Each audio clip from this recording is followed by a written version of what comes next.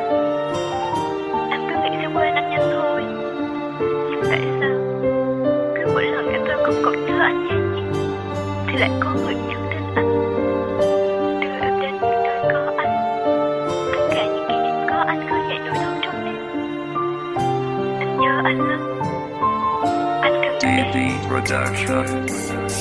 Em đã từng nghĩ mình sẽ bên nhau từ hiện tại đến tương lai, mà chưa bao giờ để ý rằng quá khứ anh thương ai, đã cố gắng thay đổi bản thân cùng anh vượt qua bao chướng ngại, nhưng đâu biết rằng sâu trong tim anh hình ảnh người cũ còn vương lại. Chậm lệ một chút, nhìn sâu vào đôi mắt nâu, em thấy ẩn dấu phía sau nụ cười là bao nhiêu nỗi sầu. Mình gặp rồi yêu nhau, ai cũng nói đó là vội vàng, mà quá vội vàng thì được bao lâu. Tình yêu nó ngắn hạn, nó ngắn tới mức ngọn nến hạnh phúc em vừa bật lửa và đốt thôi. Anh thổi dập đi rồi vội quay lưng, bầu trời trước mặt em đen tối.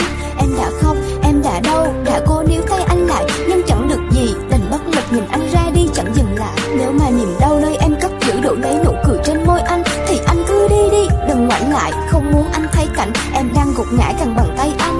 Khẽ nâng em đứng dậy và một câu nói nhẹ nhàng nhưng ấm lòng: đừng khóc nữa, có anh đây. Anh cứ đi đi là câu nói ngốc nhất mà em từng thốt ra, nhưng trong thâm tâm em muốn thấy thật to.